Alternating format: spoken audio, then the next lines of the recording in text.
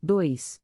A autoridade da doutrina espírita. Controle universal do ensinamento dos espíritos. Se a doutrina espírita fosse uma concepção puramente humana, só teria por garantia os conhecimentos daquele que a tivesse concebido.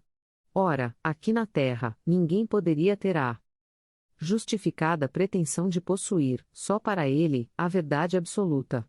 Se os espíritos que revelaram o Espiritismo se tivessem manifestado a um único homem, nada asseguraria a origem da doutrina, porquanto seria preciso acreditar que ele havia recebido os ensinamentos desses espíritos sem outra garantia que a sua palavra. Admitindo-se da sua parte uma perfeita sinceridade, ele poderia, no máximo, convencer as pessoas do seu círculo de amizades e conquistar adeptos, mas jamais alcançaria reunir todo o mundo.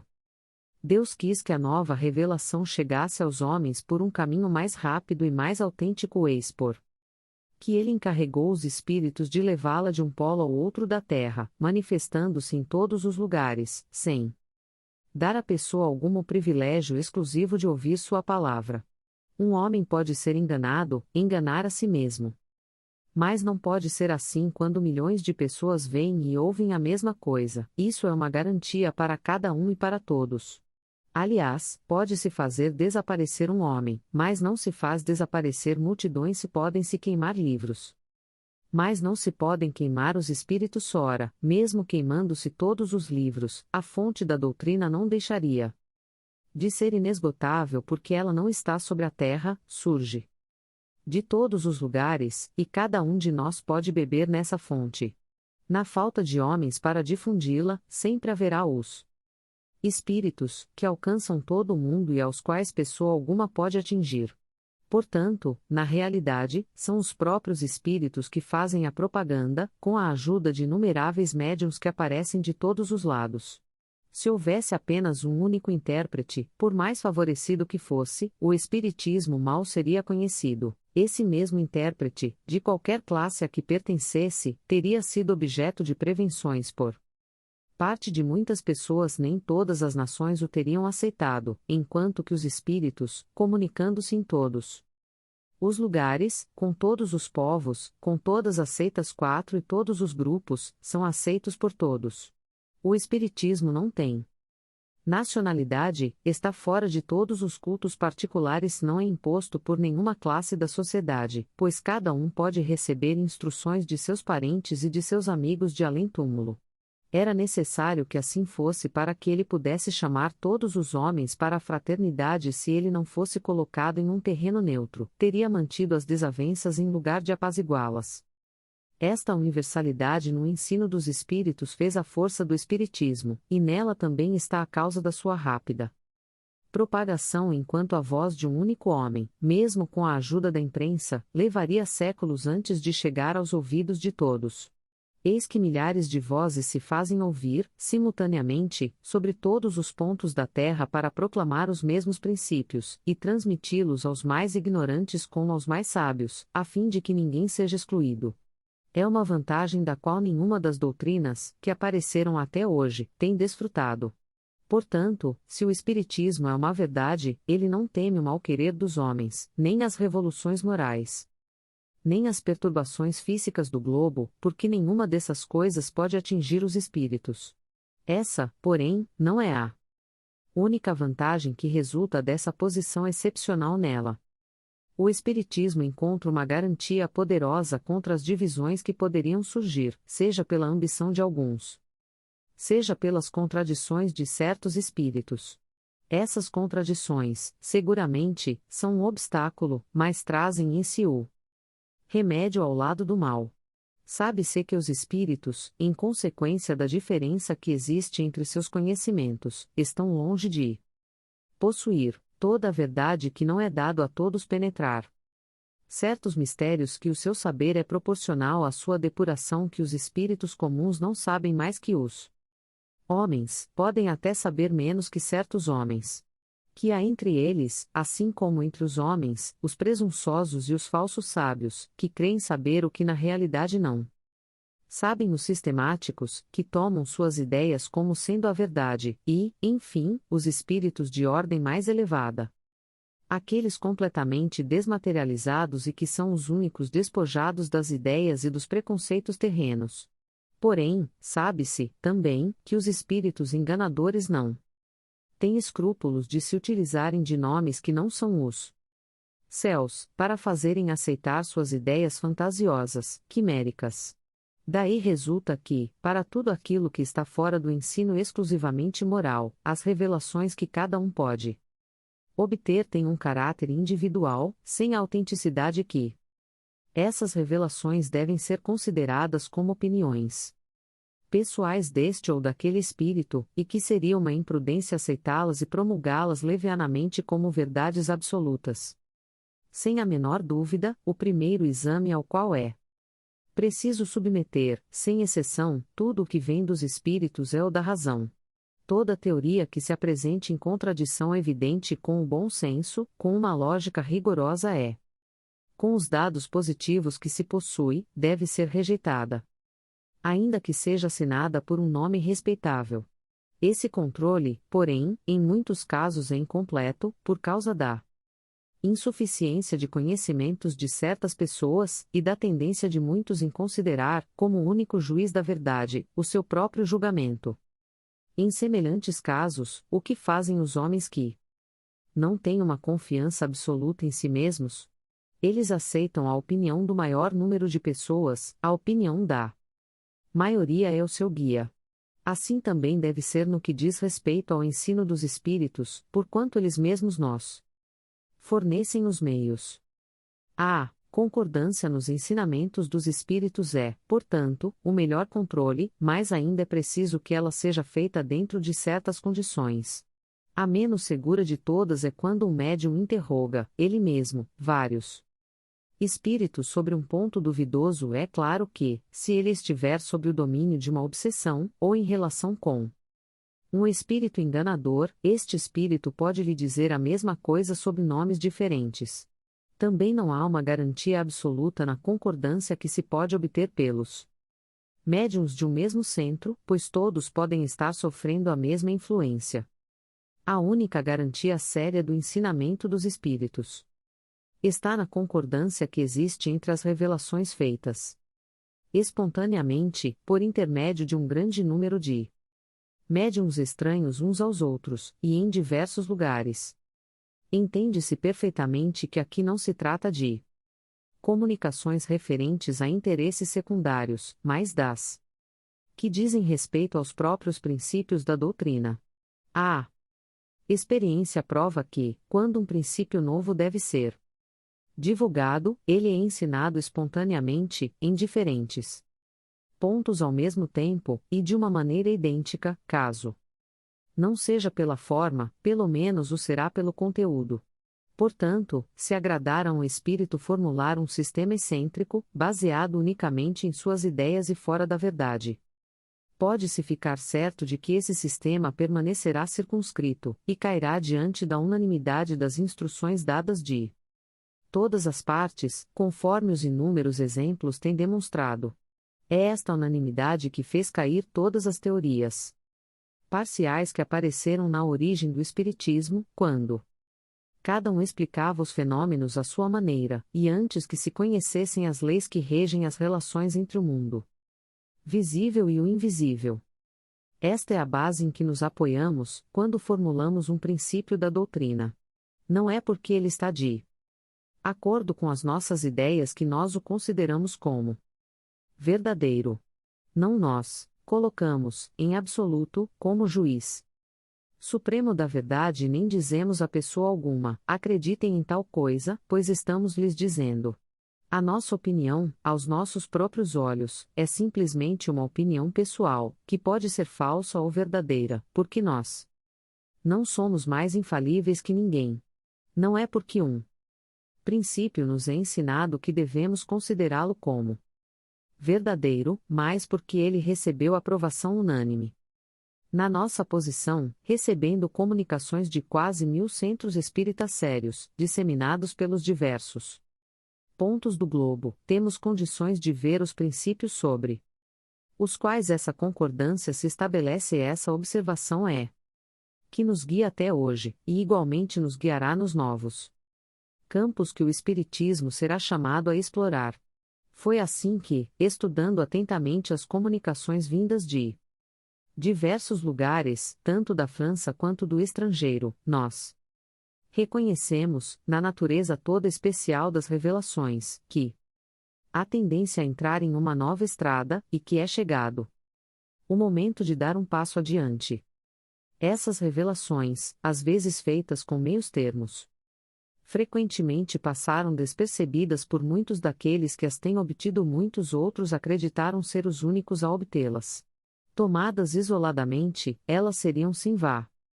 Lor para nós, somente a coincidência lhes dá seriedade. Depois, quando chegar o momento de levá-las à luz da publicidade, cada um então se lembrará de haver recebido instruções com o mesmo conteúdo. É este movimento geral que nós observamos, que estudamos, com a assistência dos nossos guias espirituais, e que nos ajuda a julgar a oportunidade que existe, para nós, de fazermos ou não uma coisa. Esse controle universal é uma garantia para a unidade vindoura do Espiritismo, e ele anulará todas as teorias contraditórias. É assim que, no futuro, se encontrará o critério da verdade. O que fez o sucesso da doutrina formulada no Livro dos Espíritos e no O Livro dos Médiuns é que em toda parte cada um pôde receber diretamente dos Espíritos a confirmação do que eles contêm. Se, de todos os lados, os Espíritos viessem contradizê-los, depois de algum tempo esses livros teriam sofrido o mesmo destino de todas as concepções fantásticas, se nem o apoio da imprensa poderia salvar los do naufrágio, enquanto que, mesmo privados desse apoio, eles abriram os seus caminhos e avançaram rapidamente. Porquanto tiveram o amparo dos Espíritos, dos quais a boa vontade muito compensou o mal-querer dos homens. Assim, acontecerá com todas as ideias que, emanando dos Espíritos ou dos homens, não poderem suportar a prova desse controle, cujo poder nenhuma pessoa pode contestar. Vamos supor que agrade a certos espíritos ditar, sob um título qualquer, um livro em sentido contrário, suponhamos mesmo que, com uma intenção hostil, objetivando desacreditar a doutrina, a malevolência fizesse surgir comunicações apócrifas, isto é, falsas. Que influência poderiam ter esses escritos, se eles são desmentidos de todos os lados pelos espíritos? É a adesão dos espíritos que precisaria ser assegurada antes de lançar um sistema em nome deles. Do sistema de um só de todos, à distância que vai da unidade ao infinito. O que podem, até mesmo, todos os argumentos dos detratores sobre a opinião das multidões, quando milhões de vozes amigas, provenientes do espaço, vêm de todas as partes do universo, e no meio de cada família, para contradizê-los? A experiência, em relação a esse assunto, já não confirmou a teoria em que são transformadas todas essas publicações que deveriam, supostamente, destruir o Espiritismo. Qual foi aquele que conseguiu diminuir a sua marcha? Até o presente não se havia examinado a questão sob esse ponto de vista, um dos mais graves, sem dúvida alguma. Cada um contou consigo mesmo, sem contar com os espíritos. O princípio da concordância é ainda uma garantia contra as alterações que o Espiritismo poderia sofrer pelas seitas que quisessem apoderar-se dele e acomodá-lo à sua vontade. Quem quer que tentasse desviá-lo do seu objetivo providencial, fracassaria, pela simples razão de que os espíritos, pela universalidade dos seus ensinamentos, farão tombar qualquer modificação que se afaste da verdade.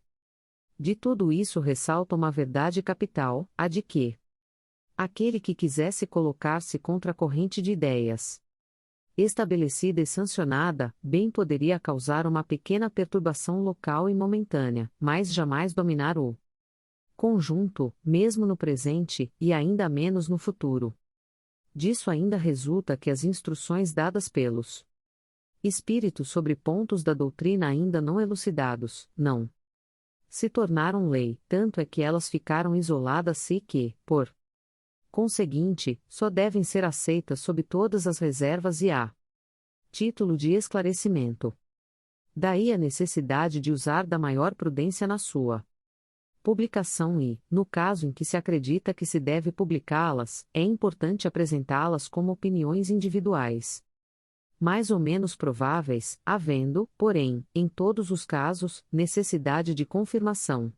É essa confirmação que se deve aguardar, antes de apresentar um princípio como verdade absoluta, se não se deseja ser acusado de leviandade ou de credulidade irrefletida.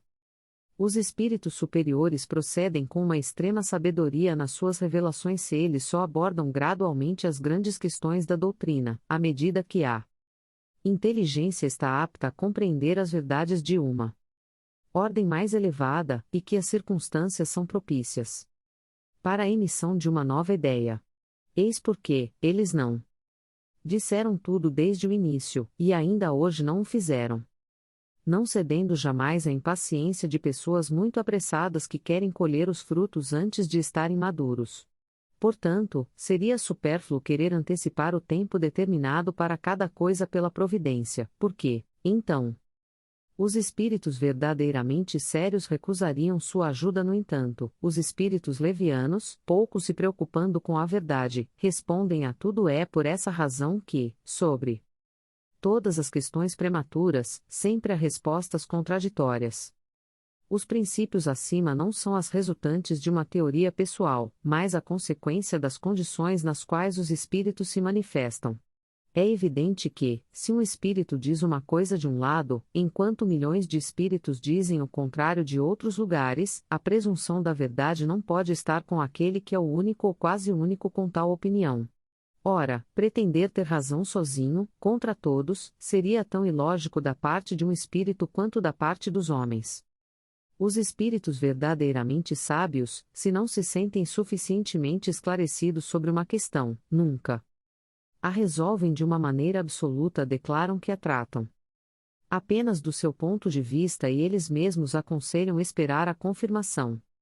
Por mais que uma ideia seja grande, bela e justa, é impossível que ela, desde o início, concentre todas as opiniões.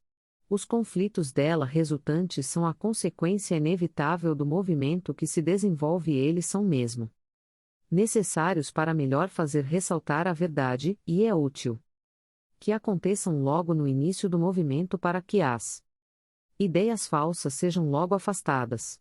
Os espíritas que a esse respeito possuem algum temor devem, portanto, ficar tranquilos. Todas as pretensões isoladas cairão, pela força das coisas, diante do grande e poderoso critério da concordância universal. Não é pela opinião de um homem que os outros se congraçarão, mas pela voz unânime dos espíritos. Não será um homem, muito menos nós ou qualquer outro, que fundará a ortodoxia seis espírita. Também não será um espírito, vindo se impor a quem quer que seja, será a universalidade dos espíritos comunicando-se em toda a terra por ordem de Deus. Aí está o caráter essencial da doutrina espírita, a sua força, a sua autoridade. Deus quis que a sua lei fosse assentada sobre uma base inabalável, foi por isso que ele não a colocou sobre a cabeça frágil de uma única pessoa.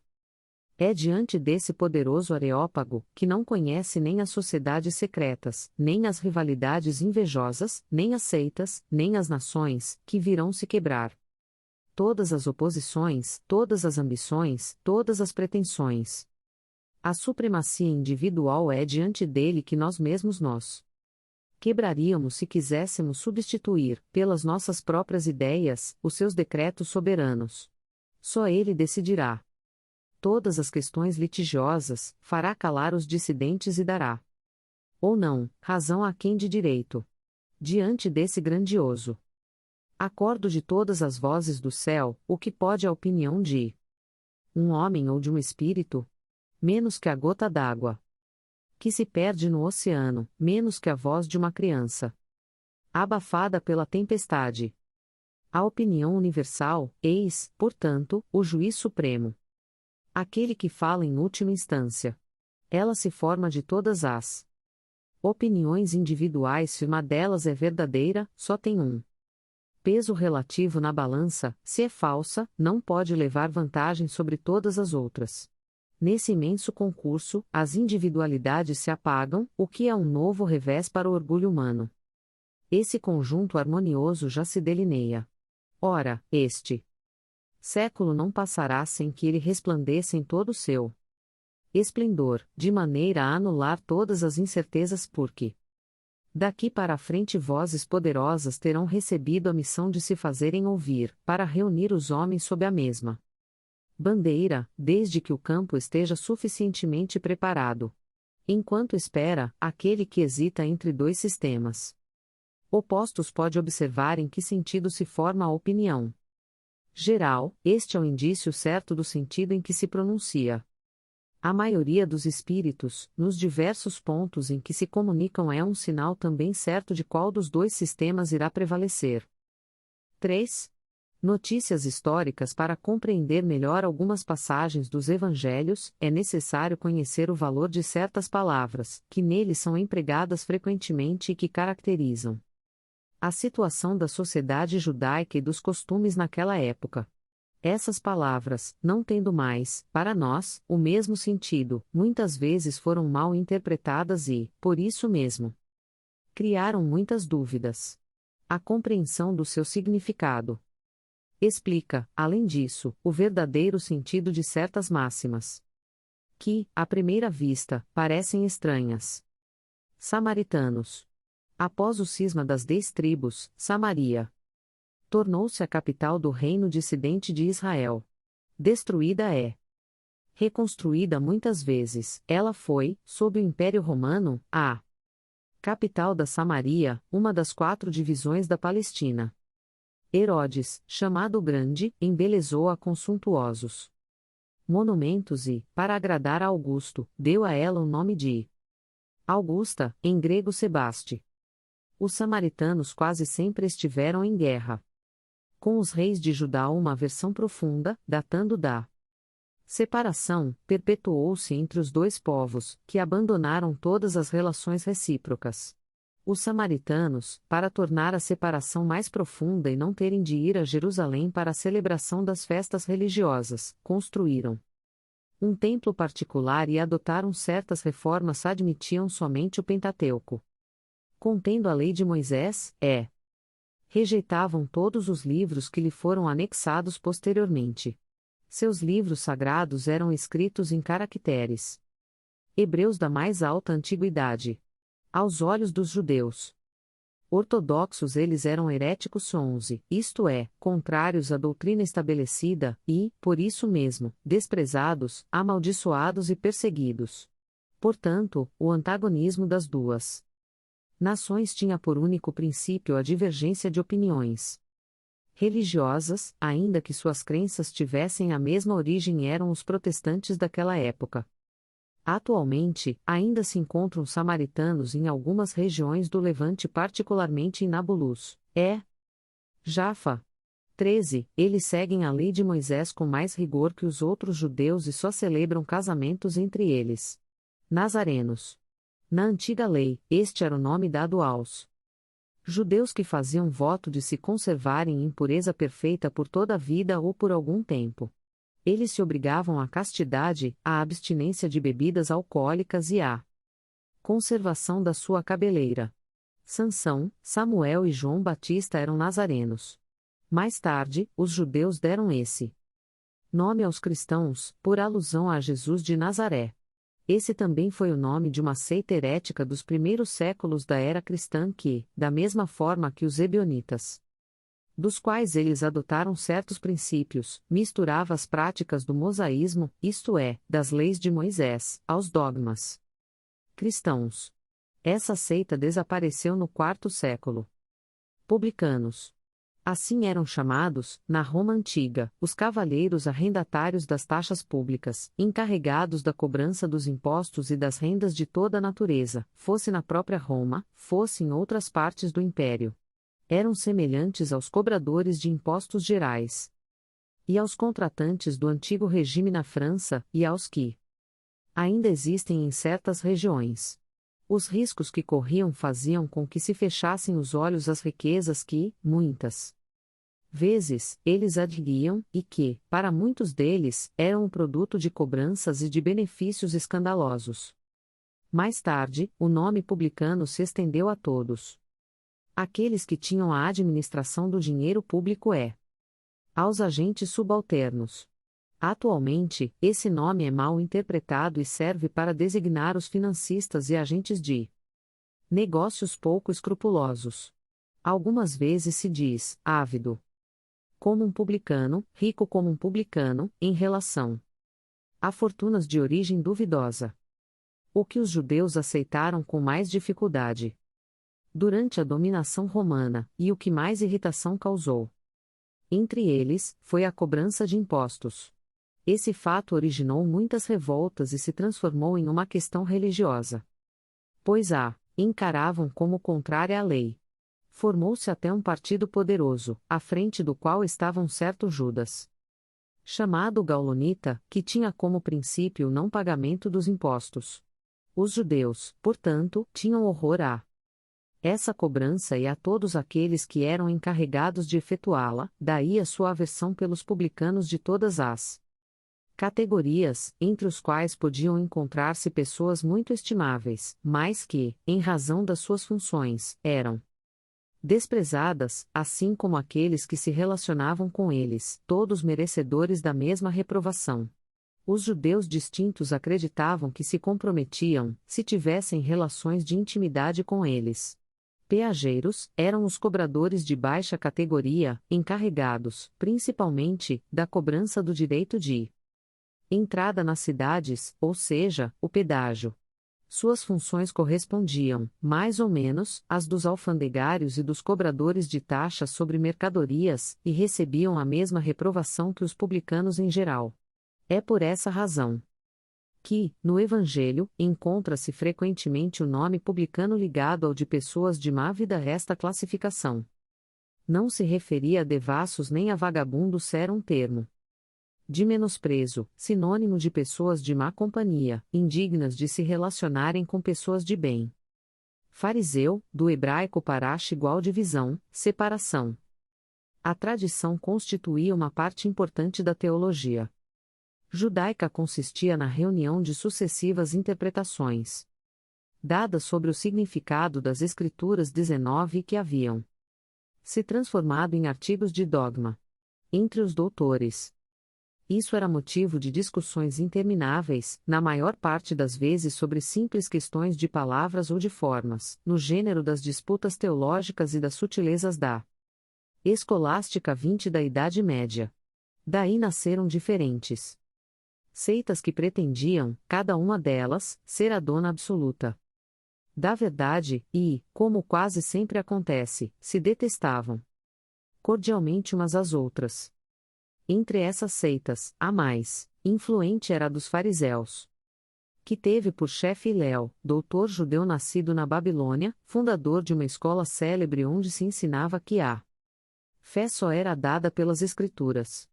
Sua origem remonta ao ano 180 ou 200 a.C. Os fariseus foram perseguidos em diversas épocas, notadamente na época de Hircano, 21, soberano pontífice e rei dos judeus, Aristóbulo 22 e Alexandre, 23, rei da Síria. Entretanto, tendo este último lhes devolvido suas honras e seus bens, os fariseus retomaram o seu poder e o conservaram até a ruína de Jerusalém.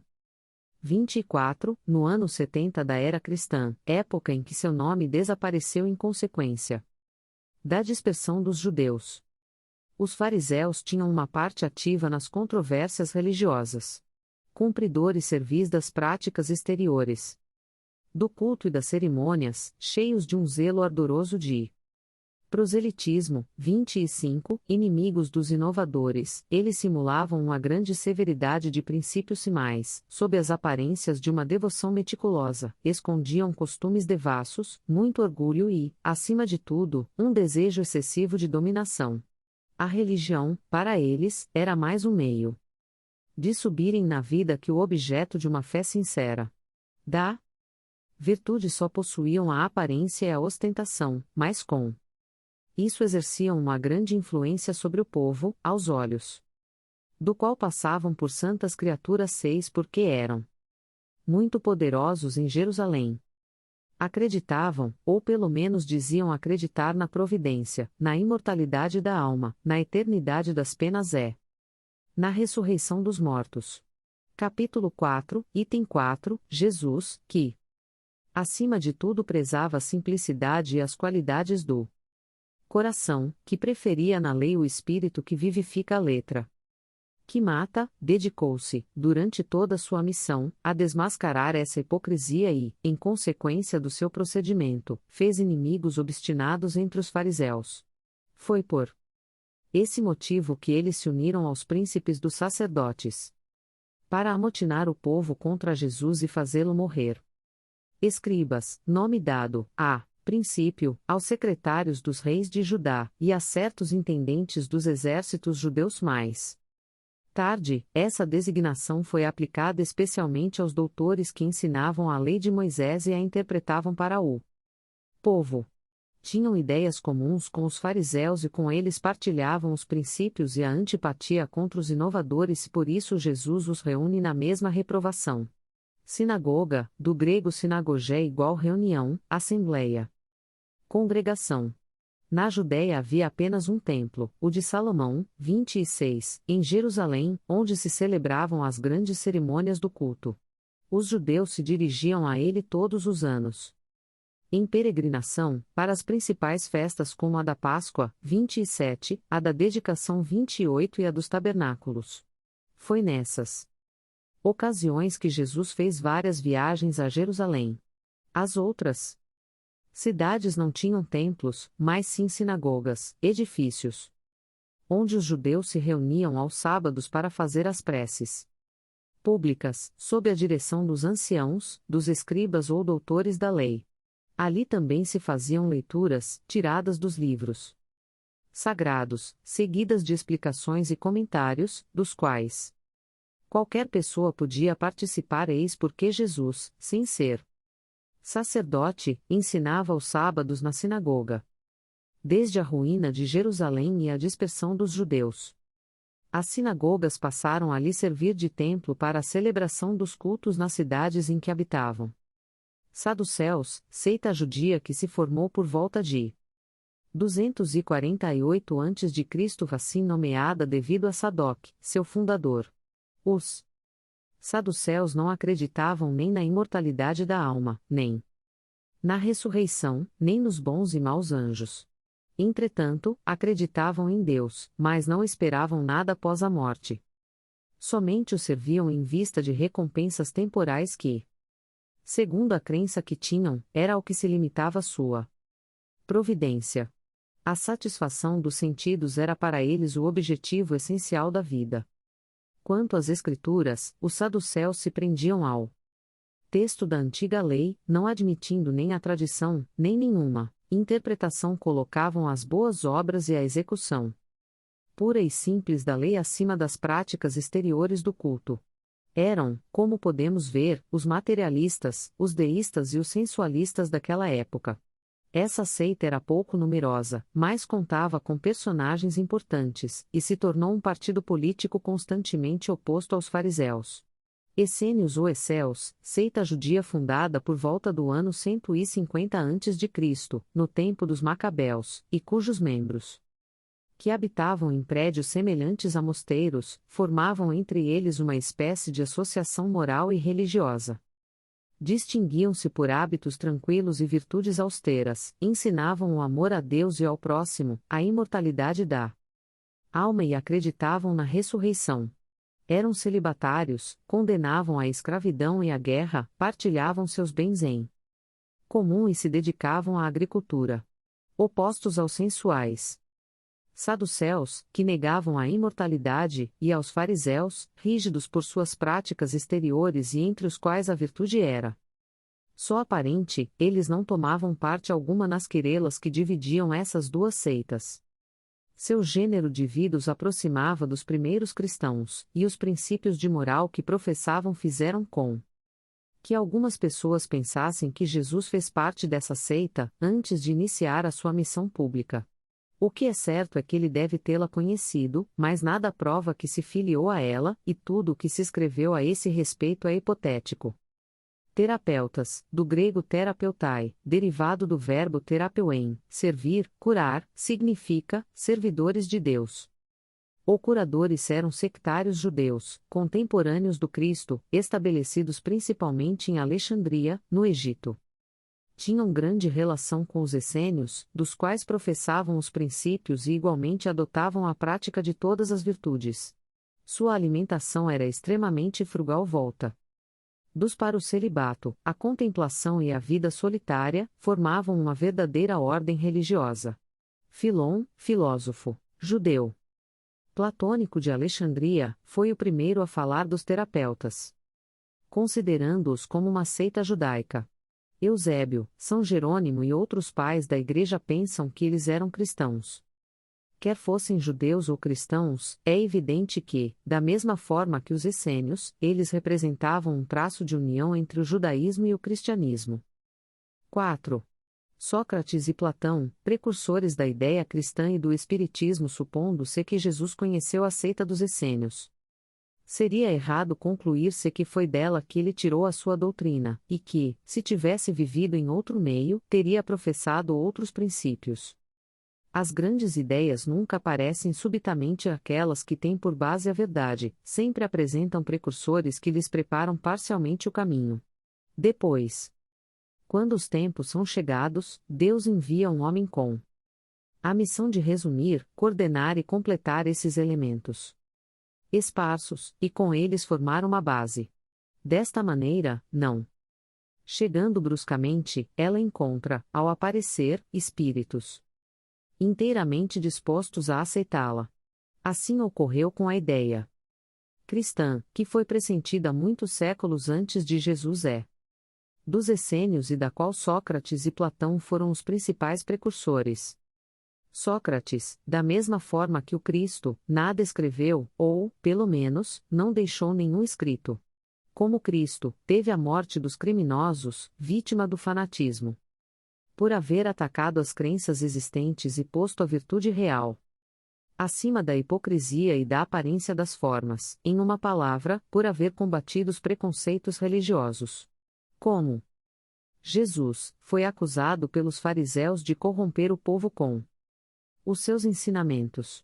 Sócrates também foi acusado pelos fariseus do seu tempo porque eles existiram em todas as épocas de corromper a juventude, ao proclamar o dogma da unidade de Deus, a imortalidade da alma e a vida futura. Assim como nós conhecemos a doutrina de Jesus somente pelos escritos de seus discípulos, conhecemos a de Sócrates pelos escritos do seu discípulo Platão. Cremos que será útil resumir aqui os pontos mais importantes da doutrina socrática para demonstrar a sua concordância com os princípios do cristianismo. Aqueles que olharem este paralelo como uma profanação, e considerarem que não pode haver semelhança entre a doutrina de um pagão e a de Cristo, responderemos que a doutrina de Sócrates não era pagã, porquanto ela possuía como objetivo combater o paganismo, que a doutrina de Jesus, mais completa e mais depurada que a de Sócrates, nada tem a perder com a comparação que a grandeza de missão divina do Cristo não poderia ser diminuída e que a história não pode ser sufocada. O homem chegou a um ponto em que a luz sai por si mesma de debaixo do alqueire, ele está pronto para olhá-la de frente, tanto pior para aqueles que não ousarem abrir os olhos. É chegado o tempo de encarar as coisas amplamente, do alto, e não sob o ponto de vista mesquinho e estreito dos interesses de seitas e de castas. Por outro lado, estas citações provarão que, se Sócrates e Platão pressentiram a ideia cristã, encontra-se, igualmente, na sua doutrina os princípios fundamentais do Espiritismo. Resumo da doutrina de Sócrates e Platão. E o homem é uma alma encarnada. Antes da sua encarnação ela existia unida aos tipos primordiais, às ideias da verdade, do bem e do belo, e encarnando, separou-se deles, e, lembrando-se do seu passado, ela fica mais ou menos atormentada pelo desejo de a ele voltar. Não se pode explicar mais claramente a diferença e a independência entre o princípio inteligente, ou seja, a alma, e o princípio material, isto é, o corpo. Além disso, é a doutrina da preexistência da alma, da vaga intuição que ela conserva de um outro mundo ao qual ela aspira, da sua sobrevivência ao corpo, da sua saída do mundo espiritual para encarnar e da sua volta a esse mesmo mundo após a morte, enfim, o germe da doutrina dos anjos decaídos. 2.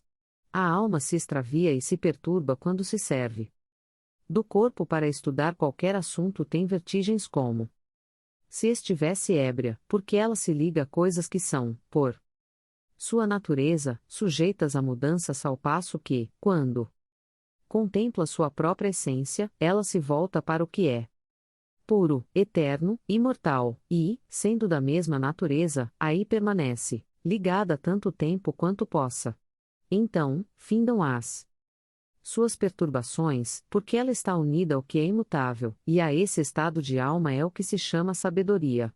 Assim, ilude-se o homem que considera as coisas por baixo, terra a terra, sob o ponto de vista material. Para apreciá-las com precisão, é preciso vê-las do alto, isto é, do ponto de vista espiritualismo. Portanto, o verdadeiro sábio deve, de algum modo, isolar a alma do corpo, para a ver com os olhos do espírito. É isso que o Espiritismo ensina. Capítulo 2, item 5. 3. Enquanto tivermos o nosso corpo, e a alma se encontrar mergulhada nessa corrupção, jamais possuiremos o objeto dos nossos desejos, a verdade.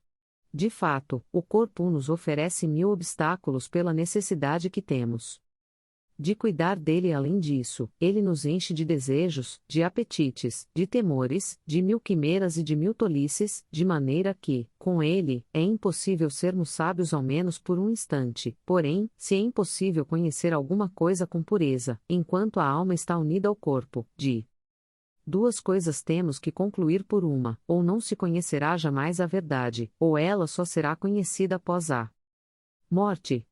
Libertos da loucura do corpo, então conversaremos, é lógico que se espere, com homens igualmente livres, e conheceremos, por nós mesmos, a essência das coisas.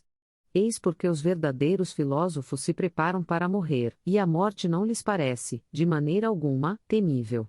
O céu e o inferno, primeira parte, capítulo 2, segunda parte, capítulo 1. Aqui temos o princípio das faculdades da alma, obscurecidas por terem como intermediários os órgãos corporais, e o da expansão dessas faculdades após a morte. Trata-se, porém, das almas de elite, já depuradas, não ocorre o mesmo com as almas impuras. 4.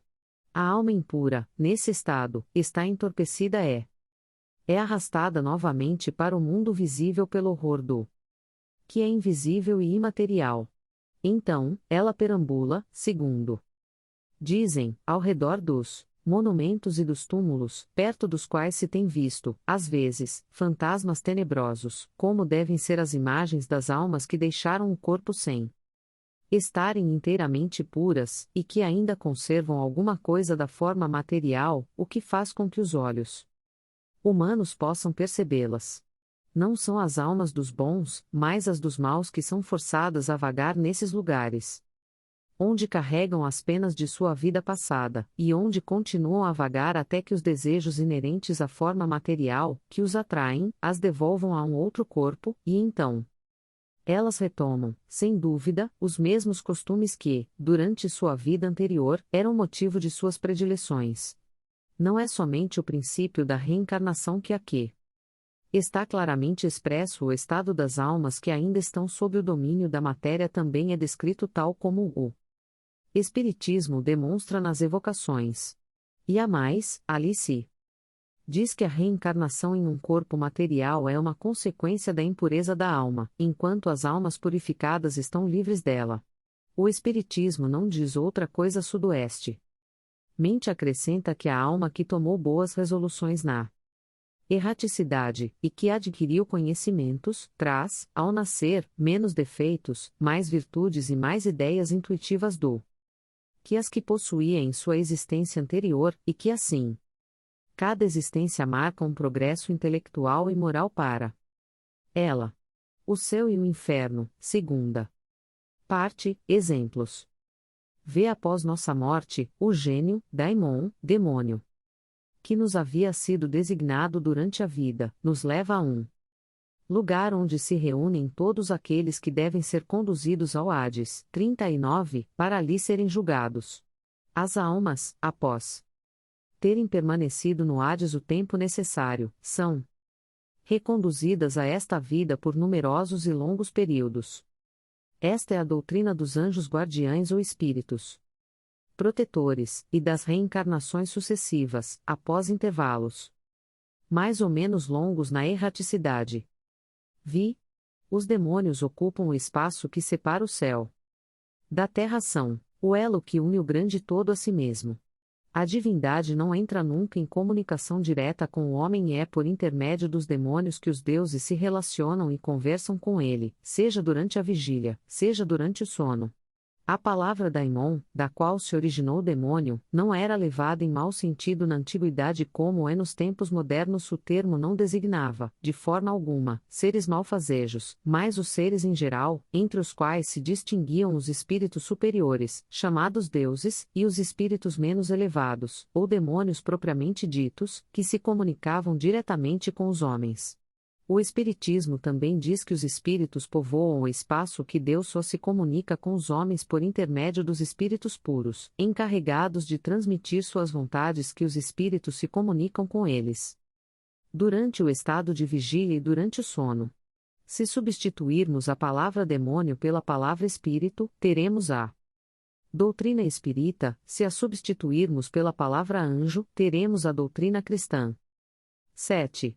A preocupação constante do filósofo, tal como Sócrates e Platão a compreendiam, é a de tomar o maior cuidado com a alma, e menos com esta vida, que não representa mais que um instante perante a eternidade. Se a alma é imortal, não é sábio viver tendo em vista a eternidade? O cristianismo e o espiritismo ensinam a mesma coisa. 8. Se a alma é imaterial, ela deve passar, após esta vida, para um mundo igualmente invisível e imaterial, da mesma forma que o corpo, ao se decompor, retorna à matéria. Somente importa distinguir bem a alma pura, verdadeiramente imaterial, que se alimenta, como Deus, da ciência e de pensamentos, da alma mais ou menos manchada de impurezas materiais que a impedem de se elevar ao divino, e a retém nos lugares da sua estada terrestre. Sócrates e Platão, como se vê, compreendiam perfeitamente os diferentes graus de desmaterialização da alma. Eles insistem na diferença de situação que resulta para ela da sua maior ou menor pureza. O que eles dizem por intuição, o Espiritismo prova pelos numerosos exemplos que apresenta aos nossos olhos. O céu e o inferno, segunda parte. 9. Se a morte fosse a dissolução integral do homem, isso seria uma grande vantagem para os maus após a morte eles se livrariam, ao mesmo tempo, de seu corpo, de sua alma e de seus vícios. Aquele que adornou sua alma, não com enfeites estranhos, mas com aqueles que lhe são próprios, somente poderá aguardar tranquilamente a hora da sua partida para o outro mundo. Em outras palavras, isto equivale a dizer que o materialismo, que proclama o nada após a morte, seria a anulação de toda a responsabilidade moral posterior, e, por consequência, um incentivo ao mal que as pessoas mas têm tudo a ganhar com o nada que somente aquele que se livrou de seus vícios, e se enriqueceu de virtudes, pode esperar, tranquilamente, o despertar na outra vida. O Espiritismo nos mostra, pelos exemplos que diariamente põe diante de nós, quanto é penoso para os maus a passagem de uma vida para a outra, a entrada na vida futura. O céu e o inferno, segunda parte, capítulo 1. X. O corpo conserva os vestígios bem marcados dos cuidados que se tomou com ele ou dos acidentes que sofreu. O mesmo ocorre com a alma quando ela se liberta do corpo, traz os traços evidentes do seu caráter, das suas afeições e as impressões que cada um dos atos da sua vida lhe deixou. Assim, o maior mal que pode acontecer a um homem é ir para o outro mundo com a alma carregada de crimes. Tu vês, Cállicles, que nem tu, nem Polos nem gorgias, saberiam provar que se deve levar uma outra vida que nos será útil quando formos para lá. De tantas opiniões diversas, a única que permanece inabalável é a de que mais vale receber que cometer uma injustiça, que, acima de todas as coisas, devemos nos dedicar, não a parecer, mas a ser um homem de bem. Diálogos de Sócrates, com seus discípulos, na prisão. Aqui encontramos este outro ponto capital, confirmado atualmente pela experiência, o de que a alma não depurada conserva as ideias, as tendências, o caráter e as paixões que ela possuía na terra. Esta máxima, mais vale receber que cometer uma injustiça, não é totalmente cristã. É o mesmo pensamento que Jesus exprime nestas palavras: se alguém te bater em uma face, oferece-lhe também a outra. Capítulo 12, itens 7 e 8. 11. De duas coisas, uma, ou a morte é uma destruição absoluta ou é a passagem da alma para outro lugar. Se tudo deve se extinguir, a morte será como uma dessas raras noites que nós passamos sem sonhar e sem nenhuma consciência de nós mesmos. Mas se a morte é somente uma mudança de morada, a passagem para um lugar onde os mortos devem se reunir, que felicidade é para nós ali reencontrarmos os nossos conhecidos. Meu maior prazer seria examinar de perto os habitantes dessa morada e de distinguir como aqueles que são sábios daqueles que acreditam ser, mas não o são. Mas é chegado o tempo de nos separarmos, eu para morrer, vocês para viverem. Sócrates e os seus juízes. Segundo Sócrates, os homens que viveram na terra se reencontram após a morte e se reconhecem. O Espiritismo nos mostra que as relações que entre eles se estabeleceram continuam, de tal forma que a morte não é uma interrupção, nem uma cessação da vida, mas uma transformação sem solução de continuidade. Se Sócrates e Platão tivessem conhecido os ensinamentos que Cristo daria 500 anos mais tarde, aqueles que os espíritos agora nos dão, não teriam falado de maneira diferente.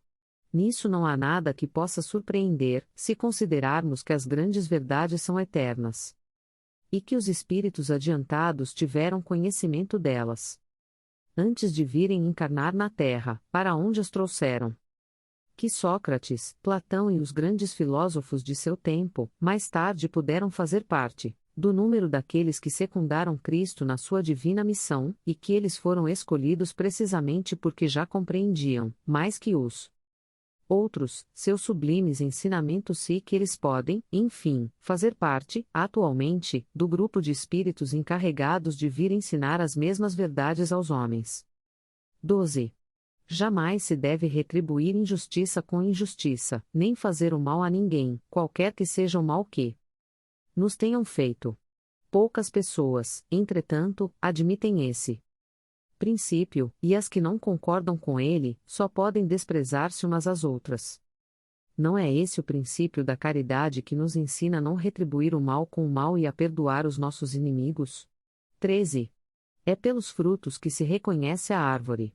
É preciso qualificar cada ação de acordo com seus efeitos, se chamá-la de má quando suas consequências forem más, e de boa quando dessa ação nascer o bem.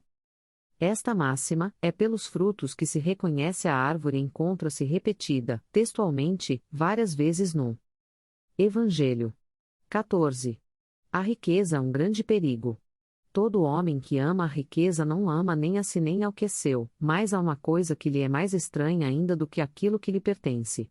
Capítulo 16, 15. As mais belas preces e os mais belos sacrifícios agradam menos à divindade do que uma alma virtuosa que se esforça para assemelhar-se a ela. Seria algo muito grave se os deuses dessem mais atenção às nossas oferendas do que a nossa alma. Se assim fosse, os maiores culpados poderiam tornar os deuses favoráveis a eles. Mas não, porquanto só são verdadeiramente sábios e justos aqueles que, por suas palavras e por seus atos, se absolvam do que devem aos deuses e aos homens. Capítulo 10, itens 7 e 8. 16. Chamo de homem vicioso esse amante vulgar, que ama o corpo mais do que a alma. O amor está por toda parte na natureza e nos convida a exercer a nossa inteligência, nós o encontramos até no movimento dos astros. É O amor que adorna a natureza com seus ricos tapetes verde-cele se enfeita e fixa sua morada lá onde encontra flores e perfumes. É ainda o amor que dá paz aos homens, calma ao mar, silêncio aos ventos e sono à dor. O amor, que deve unir os homens por um laço fraterno, é uma consequência dessa teoria de Platão sobre o amor universal, como lei da natureza. Quando Sócrates disse que o amor não é um deus nem um mortal, mas um grande demônio, isto é, um grande espírito presidindo ao amor universal, essas palavras lhe foram atribuídas como crime. 17. Não se pode ensinar a virtude, ela vem por um dom de Deus para aqueles que a possuem. Isso é quase a doutrina cristã sobre a ajuda divina. Mas se a virtude é um dom de Deus, é um favor, então podeis perguntar por que não foi concedida a todas as pessoas. Por um outro lado, se ela é um dom, não traz nenhum mérito para aquele que a possui. O Espiritismo é mais claro, ele diz que aquele que possui a virtude consegue adquiri-la por seus esforços nas sucessivas existências, livrando-se pouco a pouco das suas imperfeições. A ajuda divina é a força com que Deus favorece toda criatura de boa vontade para se livrar do mal e para fazer o bem. 18. Existe uma disposição natural em cada um de nós para percebermos muito mais os defeitos dos outros do que os nossos. O Evangelho diz: vês o argueiro no olho do teu irmão e não vês a trave no teu. Capítulo 10, itens 9 e 10. 19. Se os médicos fracassam na maior parte das doenças, é porque tratam o corpo sem a alma, e porque, o todo não estando em bom estado, é impossível que a parte esteja bem. O Espiritismo explica as relações que existem entre a alma e o corpo, e prova que existe a reação incessante de um sobre o outro. Ele abre, assim, um novo caminho para a ciência, mostrando-lhe a verdadeira causa de certas afecções e dando-lhe os meios de combatê-las. Quando a ciência se der conta da ação do elemento espiritual no organismo, ela fracassará muito, menos. 20.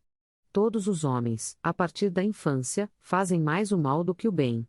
Estas palavras de Sócrates se referem à importante questão da predominância do mal sobre a terra, questão insolúvel sem o conhecimento da pluralidade dos mundos da destinação da terra, onde habita apenas uma pequena fração da humanidade. Só o Espiritismo dá a esse assunto uma solução, que está desenvolvida mais adiante, nos capítulos 2, 3 e v. xx. A sabedoria está em não acreditares que sabes o que não sabes. Isto se destina às pessoas que criticam as coisas que, muitas vezes, desconhecem inteiramente. Platão completa este pensamento de Sócrates dizendo: tentemos, inicialmente, se possível, torná-los mais honestos nas palavras se não o conseguirmos, não nos preocupemos mais com eles e busquemos apenas a verdade. Tratemos de nos instruir, mas não nos aborreçamos. É assim que devem agir os espíritas com relação aos seus contraditores de boa ou de má fé. Se Platão vivesse nos dias de hoje, encontraria as coisas parecidas com as de seu tempo e poderia usar a mesma linguagem. Sócrates também acharia pessoas que zombariam da sua crença nos espíritos e o chamariam de louco, assim como ao seu discípulo, Platão. Foi por haver professado esses princípios que Sócrates foi inicialmente ridicularizado, depois, acusado de impiedade e condenado a beber cicuta, um veneno. Tanto isto é certo que as novas grandes verdades, ao levantarem contra se os interesses e os preconceitos que elas contrariam, não podem ser estabelecidas sem lutas e sem fazer mártires.